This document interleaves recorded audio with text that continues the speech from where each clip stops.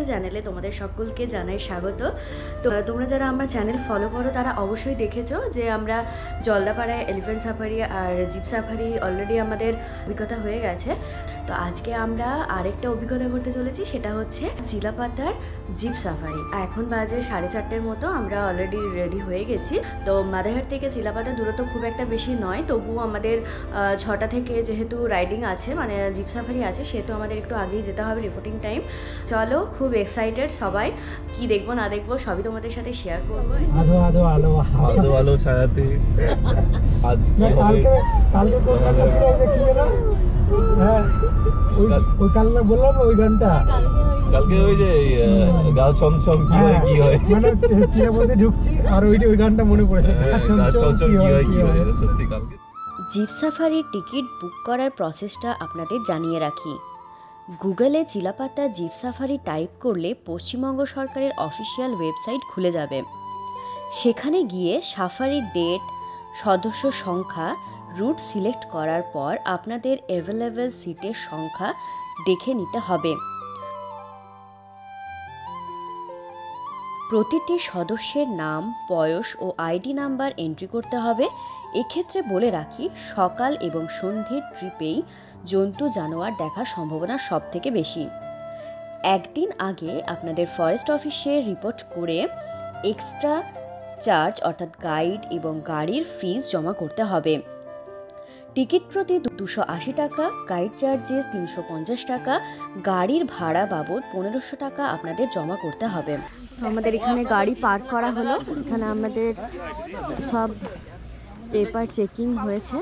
এই যে চিলাপাতা জঙ্গল সাফারি টিকিট কাউন্টারে, এটা আমাদের জিপ, আমরা এক্ষুনি উঠে পড়বো 6 জন। আর ওই জিপটা অলরেডি রেডি হচ্ছে, ওটাও যাবে আমাদের সাথে। তো আমরা এবার উঠে পড়বো। এখানে একটু চা আমাদের খাওয়া হলো, রিঙ্কুদি নিয়ে এসেছিল, রিঙ্কুদি খাওয়া চলছে। চল চল হ্যাঁ, ওটা আমাকে উঠতে হবে।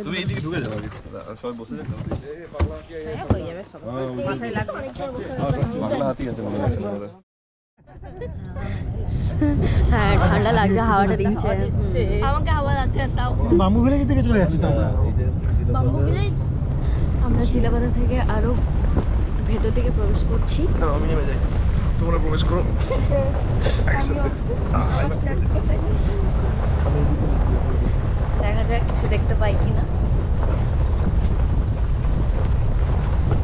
সবার জন্য একটা করে খোপ করা আছে, না দেখতে পেলে এত সুন্দর গাছ। ফরেস্টের পোষা লাইন পেট্রোলিং এর হাতি দেখতে পেলাম।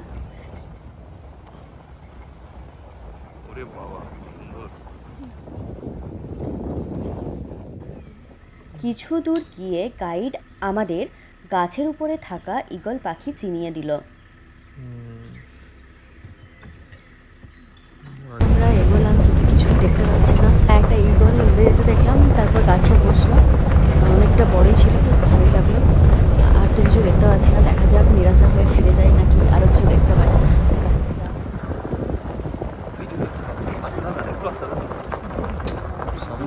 বড় হরিণ ছিল,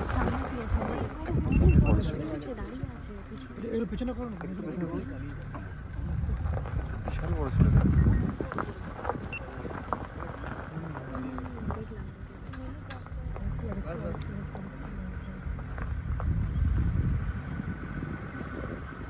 আছে আছে,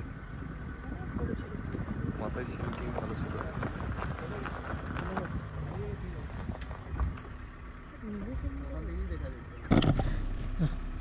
আমরা একটা হরিণ দেখলাম, সাম্বার ডিয়ার দেখলাম, ক্যামেরাতে বন্দি করতে পারলাম না, তার জন্য দুঃখিত। স্টিল সামনে থেকে একদম স্পষ্ট দেখা গেল, একদম আস্তে আস্তে কথা বলতে বলছে, না তো পালিয়ে যাচ্ছে।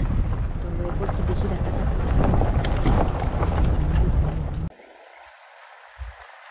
দূরেই একটি বনমোরগ ও ময়ূর দেখতে পেলাম। সাফারিতে এই প্রথম আমরা কোনো বনমোরগ দেখতে পেলাম।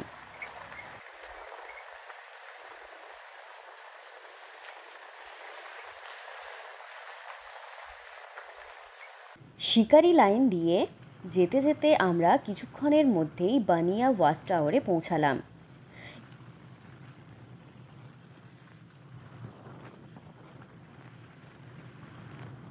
এরপর আমরা মেন্দাবাড়ি ওয়াচ টাওয়ারের দিকে রওনা দিলাম।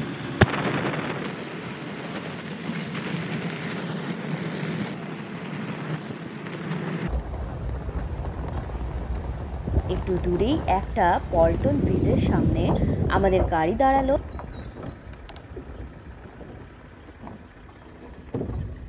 কিন্তু দুর্ভাগ্যবশত কোনো বন্য প্রাণী আমরা দেখতে পেলাম না।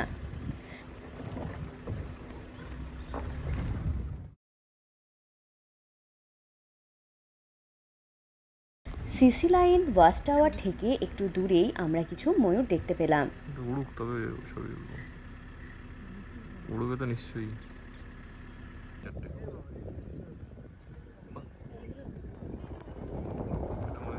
চিলাপাতা ফরেস্ট হলো এমন একটা ফরেস্ট যেখানে ডেন্স ফরেস্টের পাশাপাশি গ্রাসফিল্ডও পাওয়া যায়। এই গ্রাসফিল্ডটি হলো তোরসা নদীর ধারে অবস্থিত।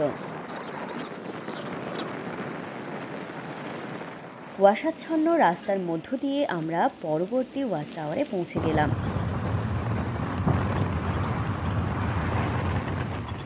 আমরা একটা ওয়াচ টাওয়ারের সামনে এসে দাঁড়ালাম। তো এখান থেকে পুরো জঙ্গলের 360 ডিগ্রি আমরা দেখতে পারবো।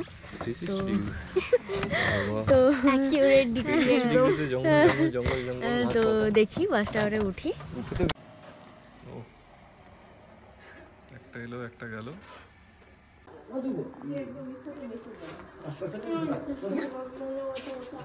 গাইড ওয়াচ টাওয়ার থেকে দূরে থাকা গন্ডার লক্ষ্য করেছে, সেটা দেখতেই আমরা গ্রাসফিল্ডের দিকে আবার এগোলাম।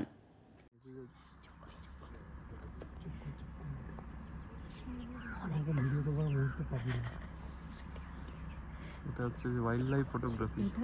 এটা বেস্ট এক্সপেরিয়েন্স, তুমি জানো, পুরো আমাদের দেখা দেওয়ার জন্য। এর থেকে আর বেশি কিছু চাই না, আর একটু এক্সট্রিম হয়ে গেলে চাপ হয়ে যাবে। এইদিকে আসবে না, এইদিকেই না, আমাদের দিকে হয়তো আসবে। আচ্ছা, পেছনে কেউ দেখছো তো? সেইদিকে দেখছি, পেছনে কিছু দিকে দেখতেছি। ও আমাদের অন্যদের কেউ দেখছো হয়তো। আমাদের এটা দেখে লাগারে ভালো পারো। পাখিটা তো আমাদের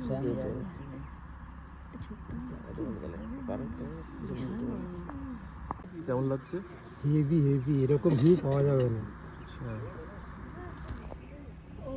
কতগুলো পাখি মাছ খেয়েছে নাকি? না, এদের গায়ে কিছু একটা জিনিস থাকে আঠালো টাইপের, ওটাকে খায়।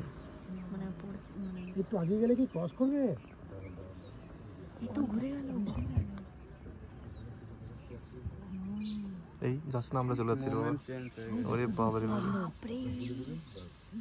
ওই জন্য বললাম আমি কথা এখন আর। আচ্ছা, এই জায়গায় কি আমরা গাড়ি নিয়ে যেতে পারবো ভেতরে? না না, পারমিশন নেই। না পারমিশন নেই। আচ্ছা,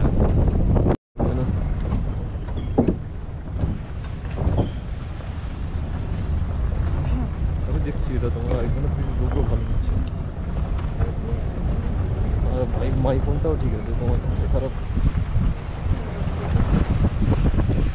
কিছু দাম বেশি কম।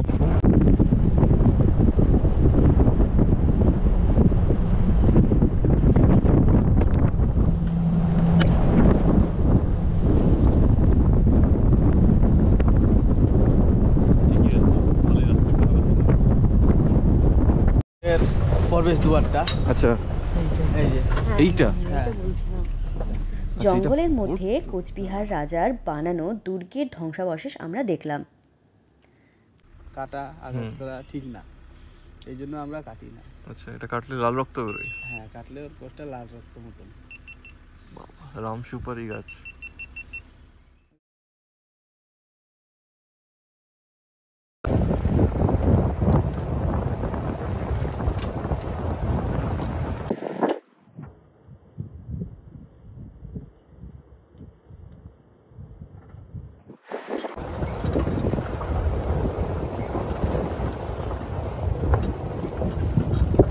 ধরবেন সাবধানে।